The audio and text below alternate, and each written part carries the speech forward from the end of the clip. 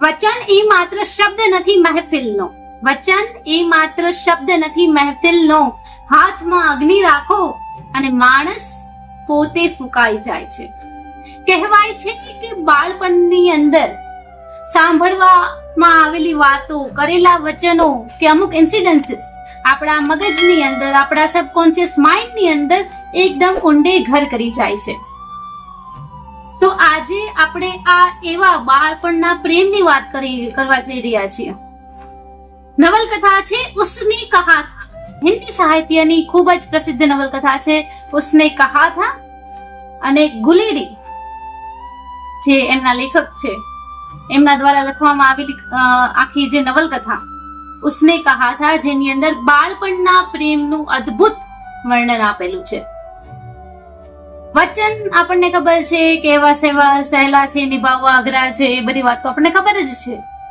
પરંતુ જ્યારે બાળપણમાં ખાલી ને ખાલી અમુક મહિનાઓની અંદર અમૃતસરની આ વાત છે અને એવું થાય છે કે આપણા હીરો અને હિરોઈન, નાયક અને નાયિકા પોતાના મામાના ઘરે આવે છે અને કિશોર અવસ્થાની વાત છે. અને ત્યારે એ જમાનામાં તો નાનપણમાં બધાના લગ્ન નક્કી થઈ જતા હતા, ત્યારની વાત છે. તો ત્યારે આપણા જે નાયક છે લાણાસિંહ, તો એ જે નાયક છે આપણો, તે કંઈક ને કંઈક બજારમાં કોઈ કામ અર્થે જઈ રહ્યો હોય છે અને ત્યારે એને આપણી જે નાયિકા હોય છે એ નજર પડી જાય છે અને પહેલી નજરનો પ્રેમ થઈ જાય છે આપણા નાયકને. અને કિશોર અવસ્થાનો યુવાન છે અને કહેવાય છે કે પ્રેમમાં પડેલું પુરુષ એની કરતા બ્યુટીફુલ દુનિયામાં કોઈ ચીજ નથી. અને આપણો નાયક પડી જાય છે પ્રેમની અંદર. અને પ્રેમમાં, પ્રેમ એ માત્ર ને માત્ર શબ્દ નથી, પ્રેમ એ એક જાતનું વચન છે. અને વચન, એ વચનને નિભાવવા માટે માણસ પોતાની આખી જિંદગી હોમી દે છે. એક રીલ વાયરલ થઈ છે, અગર જો તમે જોઈ હોય, કે જેની અંદર એક કાર ચલાવતા યુવાન એક બહુ જ મોટા ડોસા હોય છે એને પૂછે છે. એ ડોસા પોતે મુસ્લિમ હોય છે.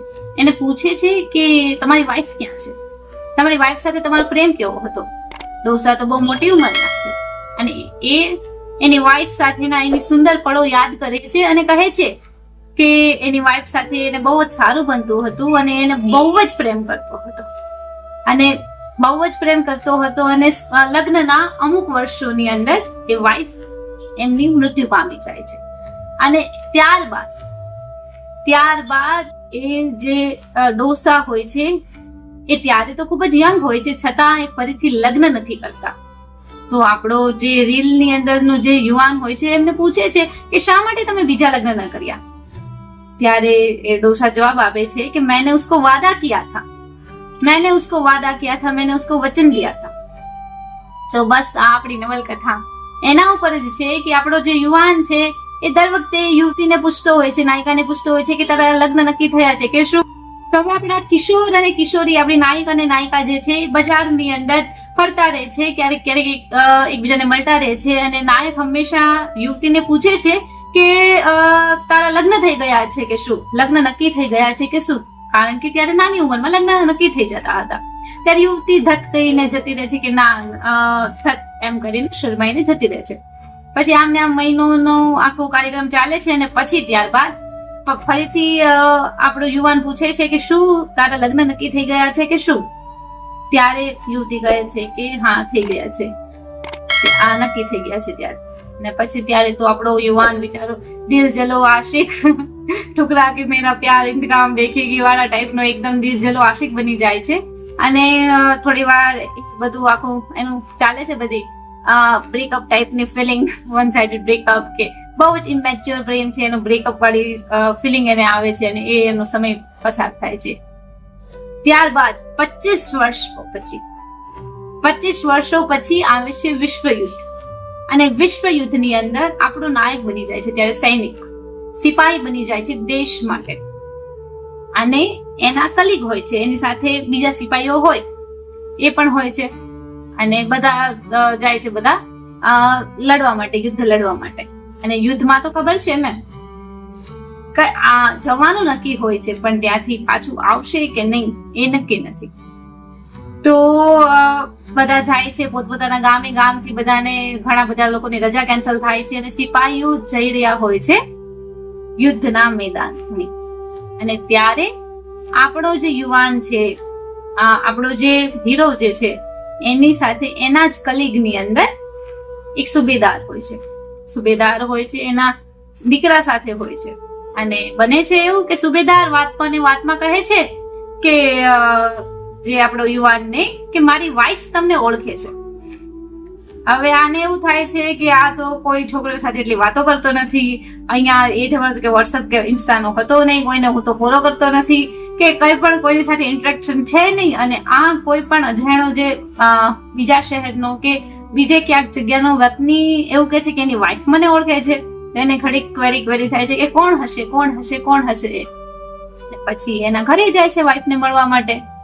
પછી યાદ આવે છે કે અરે આ તો એની બાળપણનો પ્રેમ, મેરુ માલણની જેમ હું તારા વિના નહીં જીવી શકું, સાથે રહીશું, સાથે જમીશું, એવા જેને મનોમન એકલા વાયદાઓ એની સાથે કરી લીધા હોય છે. આ તો એ જ છોકરી છે. પછી એ છોકરી પેલી છોકરી અને કહે છે નાયકને કે જો તમે લોકો બધા યુદ્ધમાં જાઓ છો તો મારો પતિ અને જે મારું ફેમિલી જે છે એ પણ યુદ્ધમાં આવે છે, તો એનું ધ્યાન રાખજો. એમ કરીને ભલામણ કરવા માટે સ્પેશિયલી કે છે એને. અને આપણો નાયક તો એને તો આખો એને બધી જૂની સંભાળનાઓ, શેષવને સંભાળનાઓ યાદ આવી જાય છે.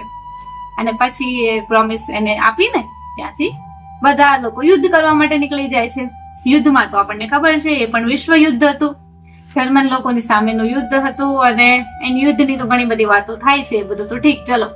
પણ યુદ્ધની અંદર એવું બને છે કે આ જે સુબેદાર અને એનો જે દીકરો હોય છે, એટલે કે આપણી નાયિકાનું જે ફેમિલી હોય છે, એને બચાવવા માટે આઉટ ઓફ ધ વે જઈને નાયક જે છે એ પોતાની જાન કુરબાન કરી દે છે અને બચાવે છે આ લોકોનું ફેમિલી. માત્ર એ લોકોનું ફેમિલી નહીં, પણ જે દેશભક્તિ માટે શહીદ થઈ જાય છે. જ્યારે એ મરતો હોય છે ત્યારે મરતો એને ખાલી એક જ વાક્ય બોલે છે કે ઉસને કહા. ઉસને એટલે કે એની નાનપણની પ્રેયસી જે છે એને કહેલું કે એની ફેમિલીને સાચવજે, અને એ વચન નિભાવવા માટે આપણો નાયક એનું પોતાનું જીવન હોમી દે છે.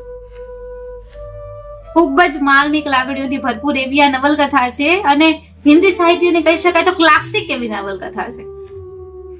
અને આ નવલકથાની અંદર આપણે શું શીખીશું કે આપણને આ જે વચન ખરેખર એ મહેફિલનો શબ્દ નથી, એ તો ખરેખર અગ્નિ છે કે જેની અંદર માણસ પોતે ફૂંકાઈ જાય છે.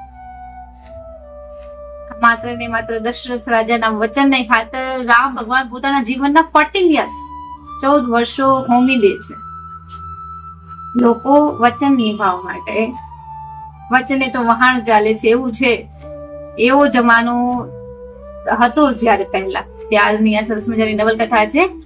બીજી એ વાત શીખવા મળે છે કે દેશ સેવા માટે, દેશ સેવા કાજે એ લોકોને માટે પોતાના કરતા પણ હંમેશા એ લોકો દેશને આગળ રાખે. સૈનિકો જે છે બહાર જે બધા પોતાનું ઘર બાર બધું છોડીને જાય છે અને ત્યાં એકલા રહીને બધો સામનો કરી રહ્યા છે દુશ્મન દેશ સાથે. એ પોતાના કરતા પણ દેશને આગળ રાખી રહ્યા છે, તો એ લોકોને સલામ છે. પછી જે નાનપણનો પ્રેમ હોય છે, જે નાનપણનું જે આપેલું વચન હોય છે, જે અમુક વસ્તુઓ માટે આપણે એમ થાય ને કે આની સાથે તો I will true two this thing, true to my self with this things. મતલબ અમુક વસ્તુઓ માટે એમ થાય કે આ વસ્તુ માટે તો હું સાચી રહીશ, આ વસ્તુ પ્રત્યે તો હું સાચી રહીશ. તો ઈ ટાઈપનું એની જે અંતરાત્માનો અવાજ કે તમે જે કોઈ કે અંદરથી અમુક વસ્તુઓ માટે આપણે થાય કે નહીં આના માટે તો આપણે સાચું રહેવાનું છે. તો એ ટાઈપનું જે આપણો જે યુવાન છે એને હતું કે નહીં, હવે મેં જે એ નાયિકાને જે મેં વચન આપ્યું હતું એ તો મારે નિભાવવું જ પડશે. બાકી એ ન નિભાવે કે એને કોઈ એમ નામ જતો રહે કે તે તમારી સાથે લગ્ન પણ નથી કર્યા અને તે તારું તો અલગ ફેમિલી છે અને હું શું કામ એને બચાવીને શું કરું? પણ નહીં, એ જે નાનપણનો પ્રેમ છે એ નાનપણના પ્રેમની માટે આપણો યુવાન પોતાની જિંદગી હોંપે છે. તો આ છે ઉસને કહા થા નવલકથા. તો ધીસ ઇઝ ડોક્ટર સિદ્ધિ દવે સાઇનિંગ ઓફ. અને હવે તમે કમેન્ટમાં જરૂરથી બતાવો કે હવે તમે કઈ નવલકથા છે એ બુક સમરી સાંભળવા માંગો છો. પ્રતિભાવોની રાહ રહેશે.